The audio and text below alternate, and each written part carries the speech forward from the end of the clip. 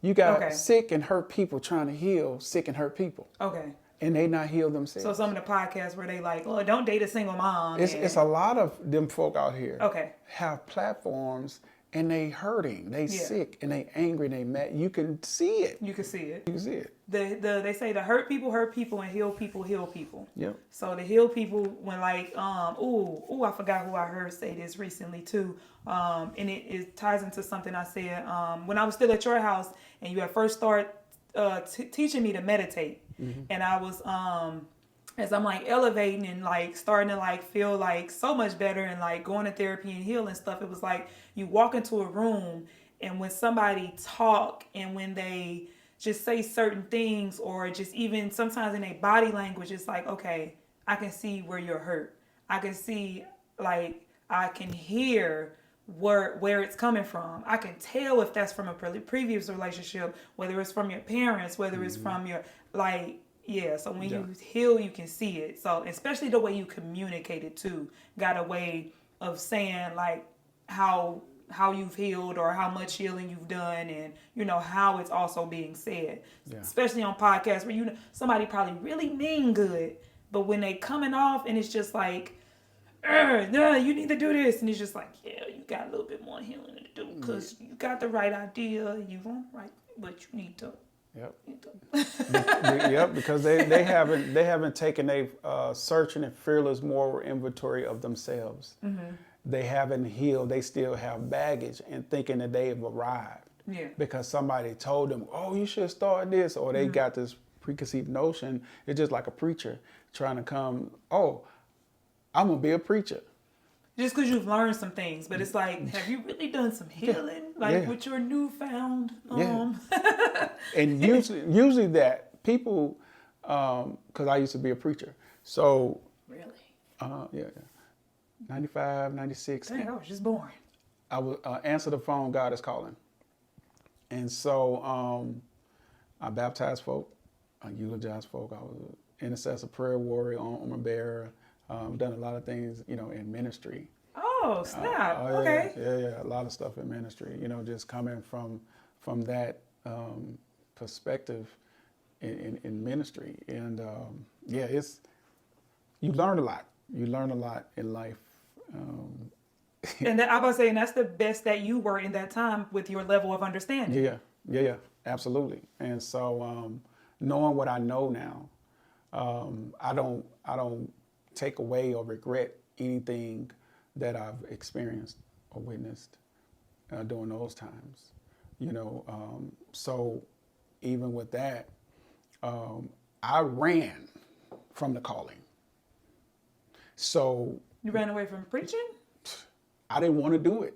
Oh, okay. So that's when people are really called to do something outside of themselves for humanity. They don't run to it. They run away from it. Hardly ever? Man, it's like, nah, I'm good, bruh. Really? I don't want, because that's a job, a responsibility. I ran. You don't typically run to that. Then you like, nah, I don't want to do that. I don't want to do that. But you come around because of life, and then you embrace it. Like now, I embrace it. Whatever. So no matter what I go through in life, I embrace it. That's why I can say, me personally, I'm gonna never have another bad day in my life ever. Really? Never. Nice. Never. Because your kid's grown. That has nothing to do with it. Hey, have some more kids. No, I mean, my balls are fixed, but they said it was reversible. That's why I got it done. Oh, it is reversible. Okay, I was say have some more kids. You might be one bad day. No, but see, even with children, it has nothing to do with bad or good days. Yeah. Because it's life outside of children or parenting or whatever, co-parenting. But I'm just talking about in general. I'm going to never have a bad day. Yeah. Because when you understand your purpose in life, it's like... It's like everything just flows. It flows. Nothing can rock you or shake you because it's a part of the journey. When you have that comprehension, it's like nobody can shake you. And you operate in your power, and you know that I got the power to be able to, either do what I got to do right here or move around. Yep. And even with children, still, even with that, because even though my children are grown, you know, you still go through stuff because they still are attached to you. They still are part of you. Yeah. You know what I'm saying? Whatever that is, indifferent, I still like, hey, that ain't got nothing to do with me. That's your stuff. Like that. So I still can separate, like, you know what, hey, no, that's your, no, that ain't, no, call 911. You got some issue. Listen, Not call 911. but it's certain things you have to realize from a perspective. Energy is real. And it doesn't matter if it's my mama, children, nobody's exempt from disturbing my peace and my balance. Because somebody else may have something going on in life, whether it's insecurities, whether it's because they drama kings or queens, whatever they cause, or because of their, whatever they got going on in their mental state, that don't have anything to do with me. Yeah. Because in their inner world. they're in a world, you know, that's not a reflection of me. You know, because we all have our choices to choose. And especially if children are coming from me and through me, and if I had anything to do with them, any part of their life, they've had a piece of me. They had a piece of me. So I never brought drama in the children's lives. They never seen me in a violent way. I've always brought peace with the peace that they've gotten from me. A piece of your peace. A piece of my peace. And so with that, I know that you guys, the ladies, have received that from me. And that's why, even with the grandkids, that's why they be all over me. Not even knowing, because they feel the peace and the balance. And it feels good, because children are more honest with what they feel and their energy. So it feels good. So in terms of you being able to, like we said, understand colors, see the auras, and read the people, and I just want to flat out ask you, how do you do it? How do we do it? How do we elevate? How do we evolve? And just become overall the best versions of ourselves and elevate our mind, body, and spirit. Mind, body, and soul. Turn it off. Turn off everything. Stuff that you've been listening to, the music, whether it's R&B, hip-hop, gospel, whatever it is, turn it off. Afro beats. Everything. Turn off everything. If you have a vehicle, ride in silence. No music at all.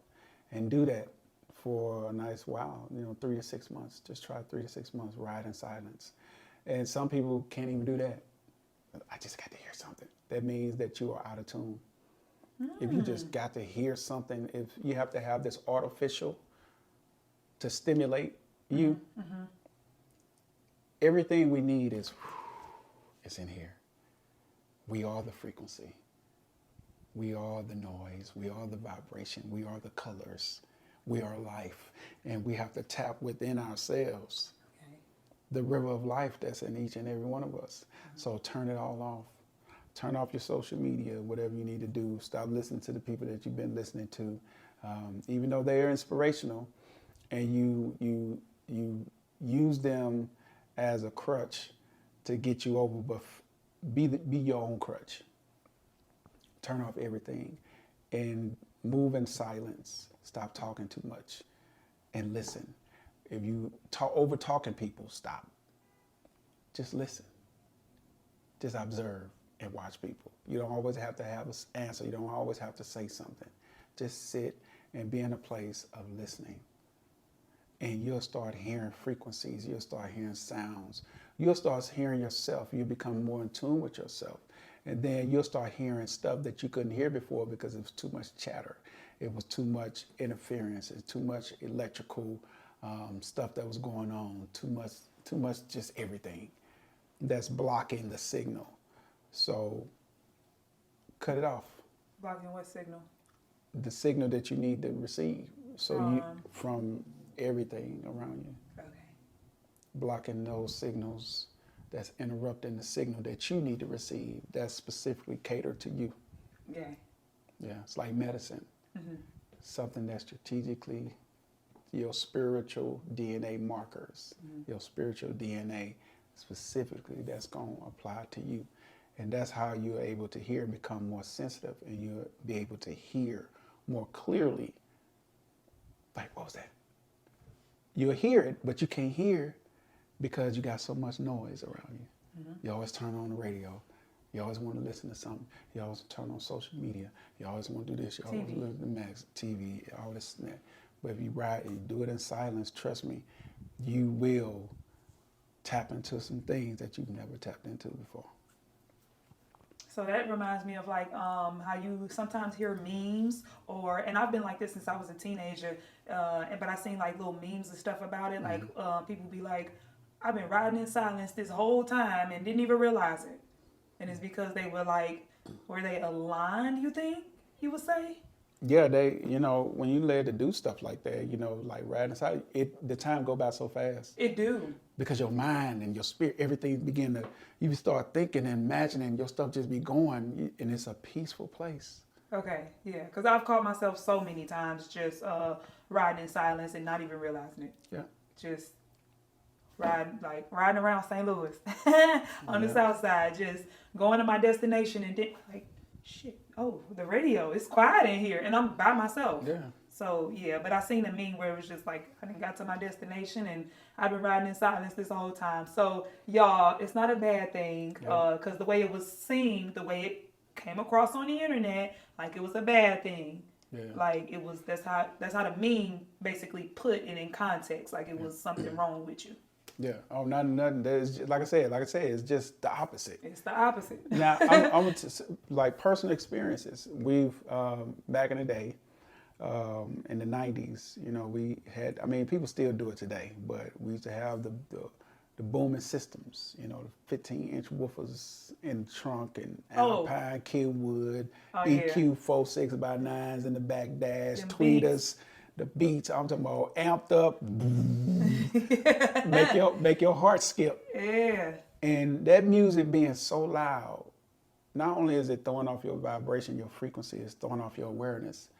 And didn't even know that somebody was shooting and ended up having a bullet hole in the car. Because the music's so loud. Oh, snap. Couldn't hear the gunshots. Now, they necessarily probably wasn't shooting at us. I don't know. Mm-hmm. But the fact that there was a bullet hole in the car when we was driving, you follow what I'm saying? So the distraction and the noises, it helps you not be focused on what you got going on right at that moment in time in life. Wow, a whole bullet hole. That sounds like St. Louis. Didn't hear it. You would have heard a boom. Would have heard it outside and hit the car. But because the music was so loud, it was a distraction. And that could have hit one of y'all. Yeah. Oh Lord, y'all turn the music down. Ride in silence, please. Please. But that's a good example. Just wait till you get to where you gotta go if you're in that moment where you want to listen to some music. Just don't listen to it in the car. But the point is about the distraction. About the distractions. So I use that as listening to stuff and outside influences, but sometimes you have to do that. You have to steal away and shut everything out. Yeah. And we've been so attached. I be doing it. we've been programmed to attach so much to these, and they have become our lifelines. They have become our best friends, and because it got so much in it. Calculator, your GPS, everything. Connect to your family, your friends. Yeah. So it's pretty much like our heartbeat, and so some people can't live without it. But for times, it's like sometimes I just turn my phone off. At night, I'm like, if it's an emergency, call 911. Or call whatever religious deity you believe in. You know what I'm saying? Whoever that may be, Jesus, I don't know who it is, Buddha, Yamaha, Pizza Hut, whatever, whoever Whoever. Yeah, I'm like, hey, if it's an emergency, why you calling me? If I can't help you, you know what I'm saying? Call somebody, call Tyrone, I don't know. But that's how I feel about it. I mean, somebody passed or whatever, what can I do about it right now? So I turn my phone off and I put the phone away from me because I don't want no distractions. I want to have peace when I rest or go into meditation or whatever that is. So, yeah. Well, that's it, y'all. That's how you reset. That's how you evaluate. That's how you recharge and everything. Turning stuff off, quiet. I love everybody to be asking some of my clients sometimes, like, what's going on? How do I do this? How do I do that? I said, first, do you meditate? That is quiet. Nothing around, turn it off. That's definitely some stuff that's going to be going back into the program and a meditation program. We got the fitness program, we got the meditation program coming up next to understand and to learn how to quiet the mind, to learn and understand how to quiet the body and elevate your spirit. That's how I put it. I know you put it like we just say different words, but it's the same thing. But it's mind, body, spirit. Yours, mind, body, soul. Same thing. Tomato. Yeah. And I didn't even it wasn't even on purpose. Like our your name is mind, body, soul, healer, and my meditation symbol for my logo is mind, body, and spirit. But I didn't even think of it. Like I didn't even realize that was the name of your your brand and everything until.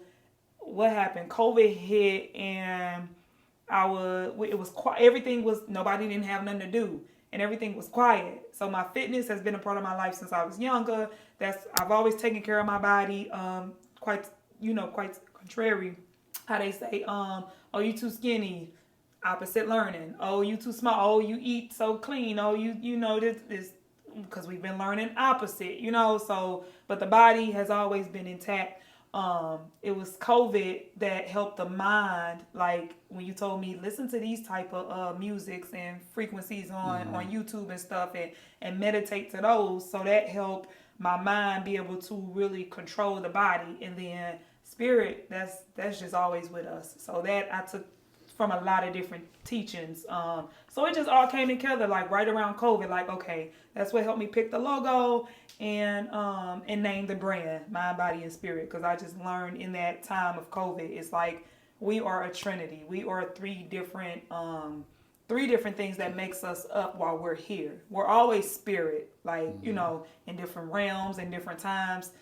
That's always us. But right here in this time, space, reality is what I like to call it.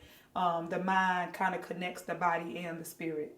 I think that's how I interpret it. If that makes sense, but that's how I interpret it. But yeah, so take that from the mind, body, soul healer himself with his healing hands. I got a homegirl said the same thing. She just got into everything like a couple years ago. And she said, when I thought about it when I was young, my uncle used to ask me to give him massages. She was like, multiple people had told me when I was younger, like, I have like such powerful hands. And she my age. We went to high school together. And I said, I know what you mean. I know somebody like you. But yeah, y'all make sure y'all like, share, and subscribe. Share this with somebody who may need it, who may have maybe touched on these type of topics and maybe want to understand a little bit more. Thank y'all for tuning in. I'll see you next time. You have tapped into the Soul to Soul podcast. See you next time. Mwah. Peace.